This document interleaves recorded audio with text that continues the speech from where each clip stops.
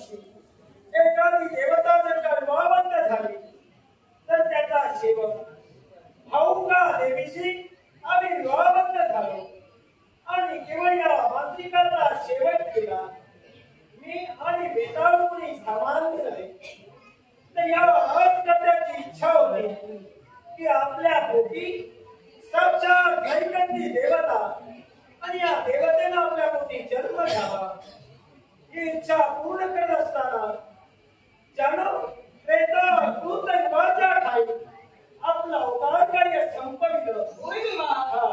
ज्याने आपलं अवतार कार्य संपविलं तो म्हणजे ढुंगी हो. आणि त्याच ढुंगीची इच्छा होती की कलियुगाच्या ठाई विश्वाचं रक्षण करण्यासाठी विश्वाचा राखणदार म्हणून जन्म घेतला. ढुंगी हा आपले सामान्य नव्हे तर शिवाचा अंश हो. आणि या राजकर्त्याची इच्छा पूर्ण करण्यासाठी या कपोत महत्ताने त्याच्या जीवनात प्रसंग निर्माण केला.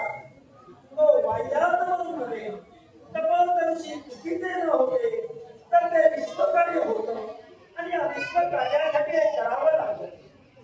आणि हे सारं करत असताना केवळ नदीच्या गर्भात ढुंगीने केवळ प्रवेश केला आणि जन्माला आला. त्याची केवळ स्तुती वेदांनी केली. त्या वेदांनी स्तुती केली म्हणून वेदांनी संज्ञा त्याला प्राप्त झाली. आज याचा आश्चर्य करण्यासाठी बुद्धिमत्त सुवर्णत्व आला. म्हणजे वेताळ आणि वेताळ म्हणजे आज या अघोरी विद्येच्या जोरावर त्याला दैवान मानले. त्या अघोरी विद्येचा शेवट नव्हेच त्या भूतभेद पिशाच्या वाईट शक्तीला मी माझ्या चरणाखाली घेतलं. तुझ्या पायाच्या दृष्ट्याखाली कोणी वाईट शक्ती मी घेतली. म्हणूनच अखिल विश्व मला देव भूतनाथ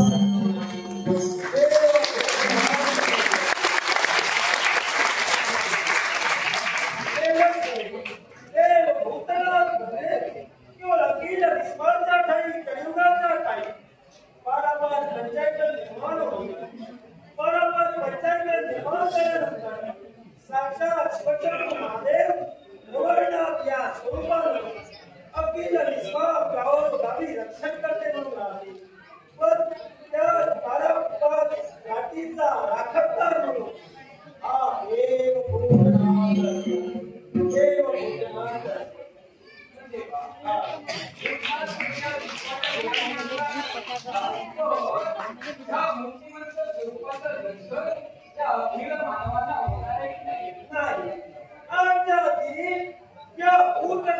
विराट स्वरूपानं तुम्हाला दर्शन दिलं. या स्वरूपानं आशान रूपानं अखिल गावाचं रक्षण तुम्ही करेल. पण ते रक्षण करत असताना माझ्या भक्तांना मात्र दर्शन होणार नाही. पण पर्यायी मार्ग एकच. तिसऱ्या प्रहरापर्यंत म्हणजे रात्रीपासून तिसऱ्या प्रहरापर्यंत प्रत्येक गावाच्या गावठाणीला केवळ पायपीट करत भेट दे. हा देव पुन्हा फिरत असताना विश्वाचं रक्षण करत असताना माझ्या पायी असणारी पादत्राणे आणि या पादत्राणांचा आवाज अवघ विश्व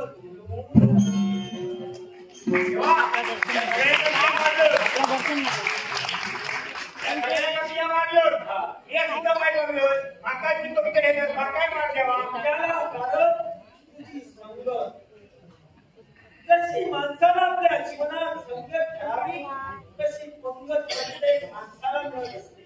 चांगलं काय वाईट कार्याचा विचार न करता धनाच्या आशेनं लोभापायी या अघोरीच्या नादी लागला. माझ्या भक्तांना प्रश्न करून सोडीलस. आज तुला जिवंत केलं याला कारण तुम्ही गावकरी मंडळी आहात. प्रत्येक गावागावात पारापार पंचायत गाव राठी निर्माण झाल्यानंतर त्या देवदेवतांचं पूजन नव्हेच तर कलियुगाच्या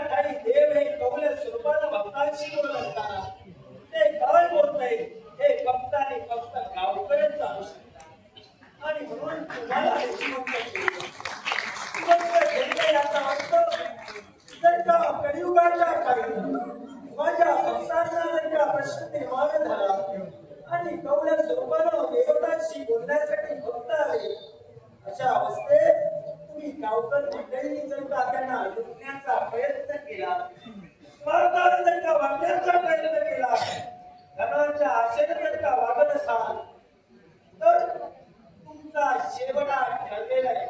कारण जर का खरं असेल, कलियुगाच्या ठाई धनप्राप्ती जर का हवी असेल तर एक स्थान म्हणजे देव भूतनाथ.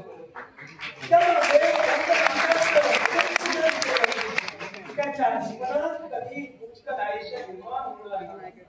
पण जर का फसविण्याचा प्रयत्न तुम्ही गावकर मंडळीनं केला तर ज्या उजव्या पायाच्या मुष्ट्याखाली ज्या भूतनाथाने वाईट शक्ती घेतली, ज्यावेळी भूमातेला पुकार होईल, कलियुगाच्या ठाई जर का वाईट बनण्याचा प्रयत्न त्यांनी केला तर त्या धर्माच्या नाशासाठी हा देव भूतनाथ आपला उजवा पाय उचले, तेव्हाच कलियुगाचा